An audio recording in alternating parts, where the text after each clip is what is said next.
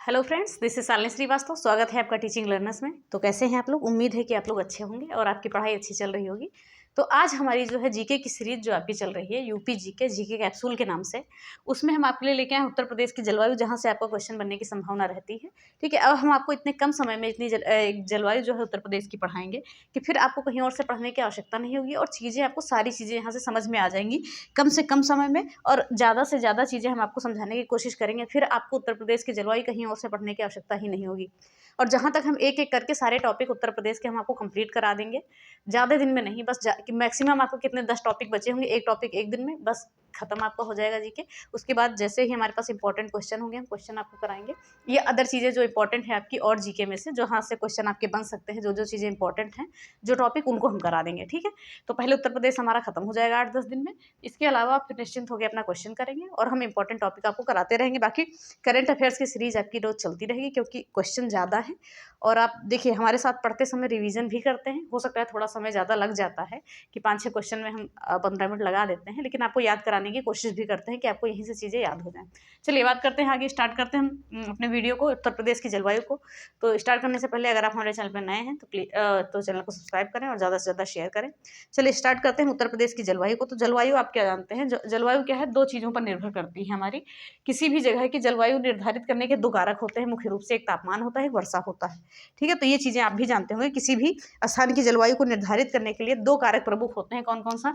एक आपका तापमान होता है, ठीक है, एक आपका तापमान होता है और एक होता है वर्षा। तो ये 2 कारक होते हैं, अगर कभी पूछा जाए तो आप बता सकें। ठीक है, एक तापमान होता है और एक वर्षा होता है। किसी भी स्थान की जलवायु को निर्धारित करने के 2 कारक, 2 फैक्टर होते हैं, तापमान और वर्षा। तो ये चीज़ें तो हो गई, आप समझ गए जलवायु क्या है। फिर बात करते हैं मौसम क्या है। तो मौसम के बारे में हम देखेंगे, ध्यान से देखिएगा। तो मौसम को हम जानते हैं कि वायुमंडल की दिन प्रतिदिन की दशा को हम मौसम कहते हैं। वायुमंडल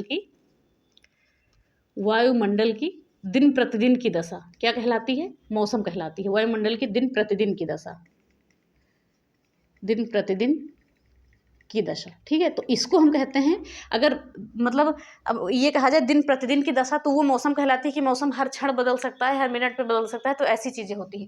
लेकिन अगर हम जलवायु बात करें तो एक लंबे समय की जो एक औसत दशा होती है उसे हम जलवायु कहते हैं। जैसे हम क्या कह सकते हैं कि किसी स्थान के लंबे समय की मौसम के औसत को जलवायु कहते हैं। किसी स्थान के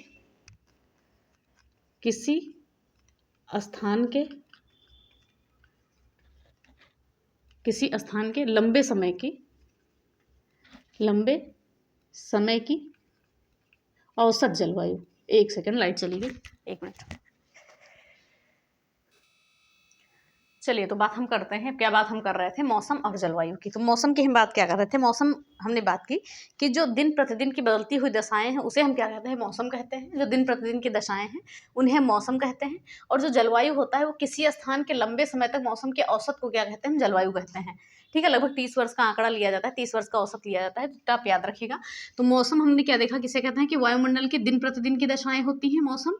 और जो जलवायु होता है ये आपको किसी स्थान पर लंबे समय के मौसम के औसत को क्या कहते हैं? हम जलवायु कहते हैं। ठीक है, और हमने ये भी बात की है कि किसी भी स्थान की जलवायु निर्धारित करने के लिए 2 फैक्टर होते हैं, एक तापमान और एक वर्षा। ठीक है, तो इतनी चीज़ें आपको समझ में आ गई। फिर हम उत्तर प्रदेश की जलवायु पर आने से पहले एक चीज़ देख ले, ये आपका पृथ्वी हो गया, ये भूमध्य रेखा हो गया 0 डिग्री, और ये कर्क रेखा हो गया, ये मकर रेखा। जो भारत की स्थिति है यहाँ पे है। ठीक है, जो भारत की स्थिति यहाँ पे है, और हम मान सकते हैं कि उत्तर प्रदेश यहाँ पर है। तो देखिए उत्तर, और ये पूरा कितना, हम ये कौन सा हमारा भाग होता है? ये होता है हमारा उष्णकटिबंधीय भाग। ठीक है, ये होता है हमारा उष्णकटिबंधीय भाग, तो इसको भी देख लीजिएगा, उष्णकटिबंधीय भाग। और जो उत्तर प्रदेश आएगा वो हमारा यहाँ पर आएगा। तो अगर पूछा जाए कि उत्तर प्रदेश की जो जलवायु है, तो यहाँ पर पहली बात तो हम देखते हैं कि भिन्नता या विभिन्नताएं जो भी हैं पाई जाती हैं। अब क्यों पाई जाती हैं? क्योंकि यहाँ की भौगोलिक स्थिति जो हमारे प्रदेश की है वो अलग अलग है। अगर इसका कारण पूछा जाए कि उत्तर प्रदेश के जलवायु में विभिन्नता क्यों पाई जाती है, तो कारण ये है कि यहाँ की भौगोलिक स्थिति अलग अलग है। ठीक है, भौगोलिक स्थिति, हर स्थान की भौगोलिक स्थिति अलग अलग है, भौगोलिक स्थिति अलग अलग। ठीक है, तो इतनी चीज़ें आपको समझ में आ गई होंगी। देखिए, जो चीज़ें हम समझाएंगे वो आसान वे में समझाएंगे कि आपको समझ में आ जाए।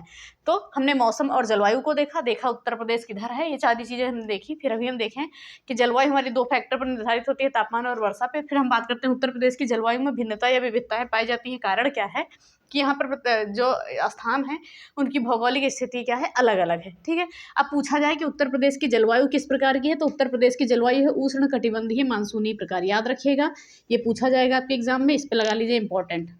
उत्तर प्रदेश की जलवायु कैसी है? तो उष्णकटिबंधीय मानसूनी प्रकार की जलवायु है उत्तर प्रदेश की, इसको ध्यान रखिएगा। उष्ण मतलब क्या होता है? गर्म तापमान वाला क्षेत्र, ठीक है। उष्ण मतलब क्या होता है? गर्म तापमान वाला क्षेत्र, गर्म तापमान वाला क्षेत्र, ठीक है। तो इसको हम याद रखेंगे, यहाँ पर लिख लेते हैं गर्म तापमान वाला क्षेत्र।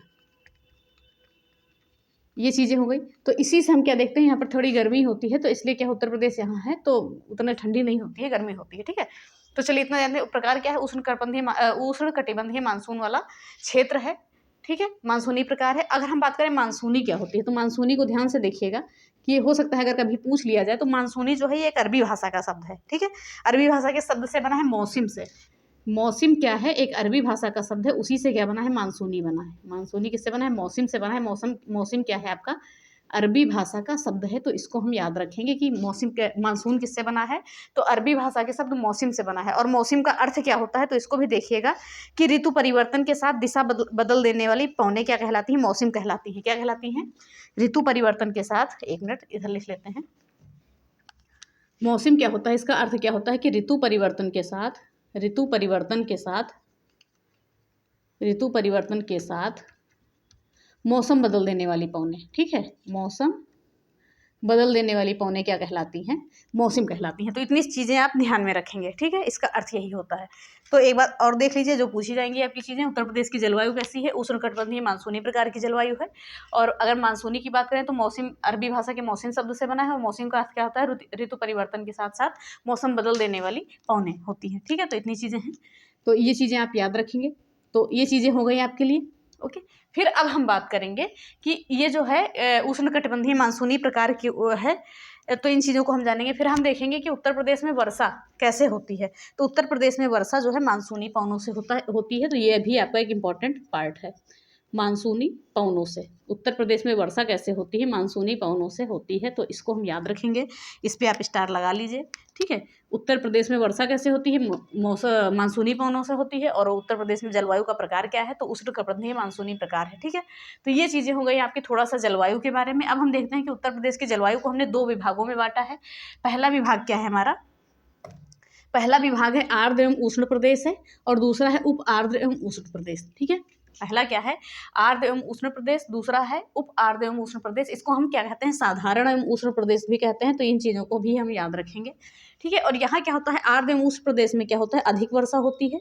यहाँ पर वर्षा जो है आपकी अधिक होती है, अधिक वर्षा। और यहाँ पर जो है आपकी कम वर्षा होती है। इस क्षेत्र में क्या होती है? कम वर्षा होती है। तो इतनी चीज़ों को आप जान गए। फिर कुछ इंपॉर्टेंट चीज़ें हैं जो आपको साथ में नोट करती रहनी है, या आपको पीडीएफ मिल जाएगा तो देख लीजिएगा, ठीक है। तो हम ये सारी चीज़ें हम जान गए। फिर हम क्या देखते हैं यहाँ पर ध्यान से, ये वर्षा के आधार पर हमने 2 भागों में बांटा है। तो यहाँ पर लिख लीजिए 2 विभाग होते हैं वर्षा के आधार पर उत्तर प्रदेश की जलवायु के, ठीक है। वर्षा के आधार पर 2 प्रकार होते हैं उत्तर प्रदेश की जलवायु के। तो हमने देखा आर्द्र एवं उष्ण प्रदेश में अधिक वर्षा होती है, और उप आर्द्र एवं उष्ण प्रदेश में क्या होती है? कम वर्षा होती है। अगर हम बात करें यहाँ का औसत वर्षा कितनी होती है, तो इस प्रदेश में होती है 100 से 180 सेंटीमीटर औसत वर्षा क्या होती है? 100 से 180 सेंटीमीटर वर्षा होती है। और इस क्षेत्र में हम बात करें तो 80 से 100 सेंटीमीटर औसत वर्षा होती है। 80 से 100 सेंटीमीटर औसत वर्षा होती है। तो इसको आप याद रखेंगे औसत वर्षा के बारे में, ठीक है। तो ये चीज़ें हमने देखी। फिर हम क्या देखते हैं आगे कि हमने जो आर्द्र एवं उष्ण प्रकार की जलवायु है, इसको हमने 2 भागों में बांटा है। एक हमने बांटा है तराई क्षेत्र, एक हमने बांटा है पूर्वी उत्तर प्रदेश। और जो उप आर्द्र एवं उष्ण प्रदेश है, इसको हमने 3 भागों में बांटा है। पश्चिमी उत्तर प्रदेश, मध्यवर्ती मैदान और बुंदेलखंड का पठार। देखिए जो तराई क्षेत्र है, देखिए अभी हम आपको ऊपर मैप बना के समझा देंगे, बस एक बार थोड़ा सा समझ लीजिए। इसको मिटाएंगे नहीं, ऊपर मिटा के ही समझाएंगे चीज़ों को आपको। हम यहाँ पे बात करेंगे तराई क्षेत्र की। तो तराई क्षेत्र की हम बात करते हैं, तो यहाँ पर बारिश जो आपकी होती है लगभग 100 से 120 से 180 सेंटीमीटर होती है यहाँ पर, ठीक है। तो बारिश हम मान सकेंगे कि 120 से 180 सेंटीमीटर होती है, और पूर्वी उत्तर प्रदेश में 100 से 120 सेंटीमीटर होती है। तो इसको भी हम, इन चीज़ों को भी हम ध्यान में रखेंगे। तो इन चीज़ों को भी आप ध्यान में रखिएगा, ठीक है। और वैसे नॉर्मली हम बात करते हैं कि 120 से 150 इसको कह देते हैं, 120 से 150, ठीक है। तो ये सारी चीज़ें हो गई। तो इतनी चीज़ याद रखिए कि आर्द्र एवं उष्ण प्रदेश को हम तराई क्षेत्र में बांटते हैं, तराई क्षेत्र और पूर्वी उत्तर प्रदेश में, और उप आर्द्र एवं उष्ण प्रदेश को हम किस में बांटते हैं, 3 भागों में, पश्चिमी उत्तर प्रदेश, मध्यवर्ती मध्य मैदान क्षेत्र और बुंदेलखंड का पठार। तो ये सारी चीज़ें हो गई। यहाँ पर क्या होती है, वर्षा कम होती है, और इधर क्या होती है, वर्षा अधिक होती है। और हम देखते हैं कि सेंटीमीटर में कितनी वर्षा होती है, तो 100 से 180 सेंटीमीटर इधर क्षेत्र में वर्षा होती है, और उप आर्द्र एवं उष्ण प्रदेश में वर्षा कितनी होती है, 180 से 100 सेंटीमीटर वर्षा होती है। तो इतनी चीज़ें आपको समझ में आ गई होंगी। चलिए हम एक बार और जल्दी से देख लेते हैं। हमने मौसम देख लिया, जलवायु देख लिया, सब कुछ देख लिया। फिर से एक बार देखते हैं जो पूछा जाता है आपका उत्तर प्रदेश की जलवायु के प्रकार। उष्णकटिबंधीय मानसूनी प्रकार। मौसम, मानसून जो बना है मौसम शब्द से बना है, अरबी भाषा के। अर्थ क्या होता है कि ऋतु परिवर्तन के साथ साथ मौसम को बदल देने वाली पवनें होती हैं। फिर उत्तर प्रदेश में वर्षा किससे होती है, मानसूनी पवनों से होता है, कई बार पूछा जा चुका है, याद रखिएगा। और फिर हमने बात की उत्तर प्रदेश की जलवायु को हमने 2 भागों में बांटा है वर्षा के आधार पर, एक आर्द्र एवं उष्ण प्रदेश में और दूसरा है उप आर्द्र एवं उष्ण प्रदेश, ठीक है। और इसको हम साधारण एवं उष्ण प्रदेश भी कहते हैं। और इन सभी चीज़ों को अब हम देखते हैं तराई क्षेत्र हमारा उत्तर प्रदेश में कहाँ पड़ता है, पूर्वी उत्तर प्रदेश कहाँ पड़ता है, और ये पश्चिमी, मध्यवर्ती और बुंदेलखंड क्षेत्र हमारे कहाँ पड़ते हैं। तो इसको हमें ऊपर का मिटाना पड़ेगा, उसके बाद ही हम आपको इस चीज़ को बता पाएंगे। तो चलिए हम उसको मिटाते हैं, फिर बताते हैं आपको। चलिए अब हम बात करते हैं आगे, और ध्यान से देखिएगा आप चीज़ों को, थोड़ा सा ध्यान से देखने की ज़रूरत है। जैसे हमने ये बनाया, अब मान लीजिए कि ये उत्तर प्रदेश का हमने मैप बना लिया है, ठीक है। मान लिया कि ये उत्तर प्रदेश का मैप है, ओके। तो ये हमारा मैप बन गया। अब देखते होंगे आप, हमारा ये पार्ट हमारा क्या होता है, तराई क्षेत्र होता है। ये हमारा क्या होता है, ये तराई क्षेत्र होता है, ठीक है। ये हमारा क्या है, ये तराई क्षेत्र है। क्या है, ये तराई क्षेत्र है, याद रखिएगा, तराई क्षेत्र, ठीक है। ये तराई क्षेत्र है। और इधर के पार्ट को हम, एक सेकेंड, हाँ, ये तराई क्षेत्र और इधर के क्षेत्र को हम पूर्वी क्षेत्र कहते हैं, ठीक है। इधर के क्षेत्र को हम क्या कहेंगे, पूर्वी क्षेत्र कहेंगे। ध्यान से देखिएगा सारी चीज़ों को, उतना अच्छा बन नहीं पाया, बस समझने के लिए आपको बताया जा रहा है। तो हमारा ये ऊपर का पार्ट क्या हो गया, ये तराई हो गया, तराई क्षेत्र हो गया, और ये पार्ट जो हो गया ये पूर्वी क्षेत्र हो गया। और भी ध्यान से सुनिएगा हम मेरी बात को आप। फिर हम बात करेंगे, ये हो गया आपका बुंदेलखंड क्षेत्र, इधर का आपका हो गया, ठीक है। आपका इधर क्या हो गया, बुंदेलखंड क्षेत्र हो गया, बुंदेलखंड क्षेत्र, ओके। फिर इधर हम करते हैं, ये हो जाएगा हमारा पश्चिमी उत्तर प्रदेश, पश्चिमी उत्तर प्रदेश। और ये हमारा बीच में जो हो जाएगा, ये बीच में हमारा क्या हो जाएगा, ये हो जाएगा हमारा मध्यवर्ती मैदान क्षेत्र, ठीक है, मध्यवर्ती मैदान क्षेत्र। तो इतनी चीज़ें लगभग आपको ओवरऑल थोड़ा सा ऊपर ऊपर समझ में आ गई होंगी, मध्यवर्ती मैदान क्षेत्र, ठीक है। तो हमने क्या देखा, जैसे हमने उत्तर प्रदेश का मैप बनाया, तो ऊपर हमारा क्या था, तराई क्षेत्र था ऊपर, और ये नीचे क्या है, पूर्वी क्षेत्र है, ये वाला ब्लैक पेन से। और फिर ये पश्चिमी क्षेत्र, बुंदेलखंडी क्षेत्र और मध्यवर्ती मैदान। जैसा कि हमने जलवायु को बांटा है, तराई क्षेत्र, पूर्वी क्षेत्र, ये आपका ब्लैक से आ गया, और रेड से आपका क्या आ गया, ये थोड़ा सा, हाँ ये कहीं छूट गया, साधारण आर्द्र एवं उष्ण प्रदेश। तो आर्द्र यहाँ पर लिख लीजिएगा, ठीक है। तो ये क्या हो गया, ये हो जाएगा आपका पश्चिमी क्षेत्र, मध्यवर्ती मैदान और बुंदेलखंड क्षेत्र, ये वाला साइड का हो गया आपका, जहाँ पर क्या होती है, वर्षा आपकी कम होती है। तो यहाँ हम क्या लिख सकते हैं कि वर्षा कम होती है। ध्यान से चीज़ों को देखिएगा, वर्षा कम होती है यहाँ पर, ओके। तो ये चीज़ें हो गई, क्या हो गया, हमारा तराई क्षेत्र हो गया। तराई क्षेत्र हमारे में कौन कौन से जिले आ जाते हैं, बिजनौर, मुरादाबाद, रामपुर, लखीमपुर, बरेली, पीलीभीत, गोंडा, बस्ती, बहराइच, ये सारी चीज़ें लगभग आ जाती हैं। और भी चीज़ें होंगी, तो उन चीज़ों को भी ध्यान से देख लीजिएगा। आपको ऐसे भी थोड़ा सा आइडिया लगाया गया है, सारे जिलों को हमने नहीं बताया है। तो हमने क्या देखा, इधर ही हमारा बिजनौर स्टार्ट होता है यहाँ से, और चीज़ें यहाँ पर जिले चलते रहते हैं तराई क्षेत्र के। यहाँ पर क्या होती है, बारिश हमारी कितनी हो जाती है, 120 से, बारिश हमारी कितनी हो जाती है यहाँ पर, 120 से 180 सेंटीमीटर बारिश हो जाती है, ठीक है। 120 से 180 सेंटीमीटर, या कहीं कहीं आपको ऑप्शन में दे सकता है कि 120 से 150 सेंटीमीटर बारिश दे सकता है। तो इन चीज़ों को आप देख लीजिए, ध्यान से देखा, तराई क्षेत्र को हमने देखा। फिर हम आते हैं पूर्वी उत्तर प्रदेश पे। तो पूर्वी उत्तर प्रदेश जैसा कि हमारा ये है, तो पूर्वी उत्तर प्रदेश की बात करते हैं। जैसे कि ये भारत का मैप है आपका, जैसे मान लिया कि ये भारत का मैप है, ऐसे कुछ, ठीक है। तो ये जो इधर से जो आपकी क्या आती है, दक्षिण पश्चिम क्या आती है आपकी, साउथ वेस्ट मानसून आता है, यानी कि दक्षिण पश्चिम जो मानसून आता है, तो ये उत्तर प्रदेश में जो है, उत्तर प्रदेश के पूर्वी भाग से प्रवेश करता है, उत्तर प्रदेश के पूर्वी भाग से उत्तर प्रदेश में प्रवेश करता है। और सबसे ज़्यादा बारिश हो जाती है कहाँ पर, गोरखपुर में, ठीक है। उसके बाद जहाँ पर भी बारिश होती है गोरखपुर से कम होती है, क्योंकि कहीं भी आप, जैसे कि आप कहीं भी कुछ लेके चले गए, जैसे आप कहीं भी 10 लीटर पानी लेके चले, तो शुरू में आपने 1 लीटर पी लिया, फिर क्या हुआ, 9 ही तो बचे, फिर 9 में से 1 पिया तो 8 बचे, फिर 8 में से 1 पिया 7 बचे। ऐसे ही जो दक्षिण पश्चिम मानसून आपका होता है, दक्षिण पश्चिम मानसून जब प्रवेश करता है उत्तर प्रदेश में, तो वो पूरब साइड से प्रवेश करता है और सीधे आके आप कहाँ पर, उत्तर प्रदेश में बारिश करा देता है। अब आप सोचेंगे कि हमने औसत वर्षा यहाँ 100 से 80 120 सेंटीमीटर बताई है, और गोरखपुर में हमारी 180 से 184 सेंटीमीटर बारिश होती है। तो ये हमने औसत आपको बताया है, ठीक है, कि औसत बारिश इतनी होती है। तो इतनी चीज़ों को आप ध्यान में रखेंगे। तो ध्यान से देखिएगा कि उत्तर प्रदेश प्रदेश में जो मानसून है आपका कौन सा, ये हो गया साउथ, इसको साउथ है, और ये वेस्ट है, ठीक है। साउथ वेस्ट मानसून यानी कि दक्षिण पश्चिम मानसून उत्तर प्रदेश में प्रवेश करता है पूरब साइड से, और क्या करता है, पूरब साइड से प्रवेश करके गोरखपुर में क्या होता है, बारिश कर देता है। और सबसे ज़्यादा बारिश कहाँ होती है उत्तर प्रदेश में, सबसे ज़्यादा बारिश होती है गोरखपुर में। सबसे ज़्यादा बारिश कहाँ होती है, गोरखपुर में लगभग 180 से 184 सेंटीमीटर बारिश हो जाती है गोरखपुर में। तो इतनी चीज़ें आपको ध्यान में आ गई होंगी, इतनी चीज़ें आपको समझ में आ गई होंगी, इतनी चीज़ों को आप ध्यान से समझिएगा, ठीक है। तो हमने क्या देखा, फिर से एक बार देख लीजिए। अगर पूछा जाए, क्वेश्चन आपका आता है कि उत्तर प्रदेश में जब मानसून आता है, दक्षिण पश्चिम मानसून, तो किधर से प्रवेश करता है, तो पूरब साइड से, यानी कि इधर से प्रवेश करता है, इसीलिए इधर ज़्यादा बारिश होती है। ओके, क्या होता है, इसीलिए यहाँ पर ज़्यादा बारिश होती है। इन चीज़ों को हमने देख लिया।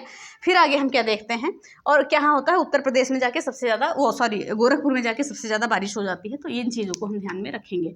तो अगर पूछा जाए आपसे कि सबसे ज़्यादा बारिश कहाँ होती है, तो गोरखपुर में होती है। अभी हम बात करेंगे सबसे कम बारिश भी कहाँ होती है, उन सभी चीज़ों के बारे में बात करेंगे। फिर देखते हैं, देखिए हमारे पूरब साइड में कौन कौन से आ जाते हैं आपके, गोरखपुर तो आता ही, भी हमने पढ़ा, आजमगढ़, बलिया, गाजीपुर, सीतापुर, शाहजहांपुर, लगभग ऐसे जिले आ जाते हैं। और भी जिले होंगे, जब आप मैप देखेंगे तो आपको चीज़ें समझ में आएंगी।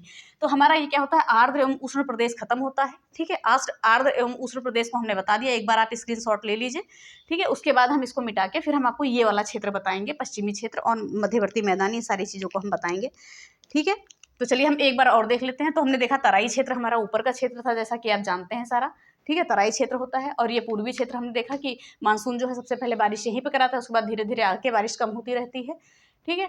अगर पूछा जाए कि उत्तर प्रदेश में मानसून आने का समय क्या है, उत्तर प्रदेश में मानसून कब आता है, तो उत्तर प्रदेश में मानसून आता है, मानसून का आगमन होता है 15 जून को और जाता है 5 अक्टूबर को। तो याद रखिएगा, उत्तर प्रदेश में मानसून का आगमन होता है 15 जून को और जाता कब है, 8 अक्टूबर को। तो ये भी चीज़ें आप याद रखेंगे, उत्तर प्रदेश की बात कर रहे हैं। तो ये समझ में आ गया आपको कि उत्तर प्रदेश में कहाँ से प्रवेश करता है मानसून, और ये सारी चीज़ें हैं। अब हम देखेंगे उपार्द्र, इनको भी देख लेते हैं थोड़ा सा मिटा के। तो मिटाए नहीं, इसमें कुछ लिखना नहीं है, ऐसे ही समझ लीजिए। चलिए इसमें भी देखते हैं। इसमें हमने देखा कि इसको हमने 3 भागों में बांटा है, पश्चिमी उत्तर प्रदेश, मध्यवर्ती मैदान क्षेत्र और बुंदेलखंड पठार। अब बुंदेलखंड पठार हमारा ये हो गया बुंदेलखंड क्षेत्र, और बुंदेलखंड क्षेत्र में थोड़ा गर्म क्षेत्र होता है। क्यों होता है कि क्योंकि जैसा कि अभी हमने आपको बताया था कि जब भारत के मैप में जो उत्तर प्रदेश का दक्षिणी क्षेत्र है, ठीक है, दक्षिणी क्षेत्र हम मान सकते हैं। और ये क्या होता है, ये कर्क रेखा के नज़दीक होने के कारण गर्म होता है, ठीक है। बात करेंगे, कर्क रेखा के नज़दीक होने के कारण बुंदेलखंड क्षेत्र क्या होता है, गर्म होता है, नज़दीक होने के कारण गर्म होता है। तो ये भी चीज़ें हम याद रखेंगे, ओके। क्या होता है बुंदेलखंड क्षेत्र, अगर पूछा जाए गर्म क्यों होता है, क्योंकि ये कर्क रेखा के नज़दीक है, इसलिए क्या होता है, गर्म होता है। तो ये बुंदेलखंड क्षेत्र है, यहाँ भी कम बारिश। ये पश्चिमी क्षेत्र है। और पूछा जाए कि सबसे कम बारिश कहाँ होती है उत्तर प्रदेश में, तो सबसे कम वर्षा होती है आपकी मथुरा में। सबसे कम वर्षा कहाँ पर होती है, मथुरा में। सबसे ज़्यादा कहाँ पर होती है, आपकी गोरखपुर में होती है। और ये बीच का है मध्यवर्ती मैदान। तो इतनी चीज़ें आप समझ गए कि उत्तर प्रदेश की जलवायु को 2 विभागों में बांटा, विभाग अच्छे से समझ गए इन सभी चीज़ों को। अब हम आते हैं कुछ ऋतुओं पे, उत्तर प्रदेश की ऋतुओं को भी हम देखेंगे, क्योंकि वहाँ से भी आपके क्वेश्चन बनते हैं। तो इसीलिए हम इन सभी चीज़ों को देखेंगे, ध्यान से देखिएगा। और एक चीज़ और देखिएगा, ध्यान से सुन लीजिएगा इन चीज़ों को। एक बार आप स्क्रीनशॉट ले लीजिए कि 21 जून को जो है सूर्य की लंबवत किरणें क्या होती हैं, कर्क रेखा पर पड़ती हैं। इसीलिए उत्तर प्रदेश जो है, उत्तर प्रदेश क्या है, कर्क रेखा के नज़दीक क्षेत्र कौन सा आपका बुंदेलखंड क्षेत्र है, वो गर्म हो जाता है, जैसा कि हमने भी बता दिया है। तो ये सारी चीज़ें एक बार स्क्रीनशॉट ले लीजिए आप, और हम इसको मिटा के फिर हम आते हैं उत्तर प्रदेश की ऋतुओं पर। और ये चीज़ें आप बारिश समझ गए हैं, वर्षा के आधार पर विभाजन समझ गए हैं। चलिए अब हम आगे देखते हैं। आगे हम देखते हैं, पहले तो हमने विभाग देख लिए उत्तर प्रदेश के जलवायु के विभाग और वर्षा के आधार पर। अब हम यहाँ पर देखते हैं उत्तर प्रदेश में ऋतुएं, ठीक है। उत्तर प्रदेश में ऋतुएं, तापमान और वर्षा दोनों को हम देखेंगे। यहाँ पर क्या देखेंगे, तापमान और वर्षा। जो जो चीज़ें पूछी जाती हैं वही चीज़ें हम देखेंगे, एक्स्ट्रा चीज़ें हम नहीं देखेंगे, ठीक है। और हम पीडीएफ में आपकी चीज़ें, कुछ इंपॉर्टेंट चीज़ें हैं जो ऐड कर देंगे, तो वो चीज़ें भी आपको मिल जाएंगी जो यहाँ पर छूट गई होंगी, या कुछ चीज़ें हैं तो पीडीएफ में ऐड हम ऐसे करेंगे कि सारी चीज़ें आपको एकदम डिटेल में मिल जाएगी। जैसे बोर्ड पे है, सारी चीज़ें लिख नहीं मिलता है क्योंकि समझा दिया जाता है, लेकिन लिख नहीं मिलता है। तो ये सारी चीज़ें हैं। चलिए अब हम बात करते हैं, उत्तर प्रदेश में ऋतुओं को 3 भागों में बांटा गया है, ग्रीष्म ऋतु, वर्षा ऋतु और शीत ऋतु। और ग्रीष्म ऋतु का समय क्या है आपका, मार्च से जून, यानी कि हम मान सकते हैं मार्च से मध्य जून कह सकते हैं, ठीक है, मार्च से मध्य जून कह सकते हैं। तो यहाँ पर हम बात करते हैं कि अगर तापमान की बात करें तो वैसे तो मई जून में सबसे ज़्यादा तापमान माना जाता है, लेकिन यहाँ पर हम बात करते हैं कि जून माह में सबसे ज़्यादा तापमान होता है, ठीक है। हम क्या मानते हैं कि जून माह में जो है सबसे ज़्यादा तापमान होता है, क्योंकि उत्तर प्रदेश जो है कर्क रेखा के निकट है, इसीलिए जून माह में जो है कि तापमान सबसे अधिक होता है। तो बस इतना आप याद रखेंगे कि जून माह में सबसे ज़्यादा तापमान होता है। अगर बात करें अधिकतम औसत तापमान कितना है, तो 36 डिग्री से 39 डिग्री, और न्यूनतम तापमान की बात करें तो 21 डिग्री से 23 डिग्री। अगर यहाँ पर तापांतर आपका पूछा जाता है कि अधिकतम और कम में, तो 14 डिग्री आपका तापांतर हो जाता है। ठीक है, क्या हो जाता है, 14 डिग्री आपका तापांतर हो जाता है। औसत लगाया गया है ऐसा, वैसे आप कह सकते हैं अगर तापांतर पूछा जाए तो 14 डिग्री हम कह सकते हैं, और ये तापांतर माना गया है। तो इतना आप याद रखेंगे, तापांतर। ओके, कहाँ कहाँ, मार्च और जून के मध्य, मार्च और जून के मध्य तापांतर इतना माना गया है। इन चीज़ों पे जोड़ने घटाने पे मत जाइएगा, ठीक है, जोड़ने घटाने पे मत जाइएगा। 14 डिग्री माना गया है, ये जो मानक है आपका, जो रिकॉर्ड चीज़ें हैं ये लिखी गई हैं 14 डिग्री। और यहाँ पे मत जाइएगा कि यहाँ से 39 से 23 घटाएंगे तो ज़्यादा आएगा, 16 आएगा। ठीक है, तो क्या है, 14 डिग्री तापांतर है मार्च और जून में, तो तापांतर भी पूछा जाता है, तो आप 14 डिग्री याद कर लेंगे। तो हमने क्या देखा कि ग्रीष्म ऋतु में सबसे ज़्यादा तापमान कब होता है, जून में होता है। वैसे तो मई जून हम मानते हैं, लेकिन अधिकतम औसत तापमान 36 डिग्री से 39 डिग्री, न्यूनतम तापमान 21 डिग्री से 23 डिग्री, और अगर तापांतर पूछा जाए तो 14 डिग्री होता है। तो इन चीज़ों को हम याद रखेंगे। ठीक है, जून और मार्च में लगभग, देखिए ऐसी चीज़ें हम लगभग लिख देते हैं। ठीक है, और ये चीज़ें पूछी जाती हैं आपके एग्जाम में। फिर हम बात करेंगे सबसे ज़्यादा गर्म जिला कौन सा है, आपका आगरा है और झांसी है। जैसा कि हमने मैप में बताया था, इधर आपका आगरा था और झांसी था। और सबसे कम जो गर्म जिला होता है वो बरेली होता है। ये सारी चीज़ें आपकी पूछी जाती हैं।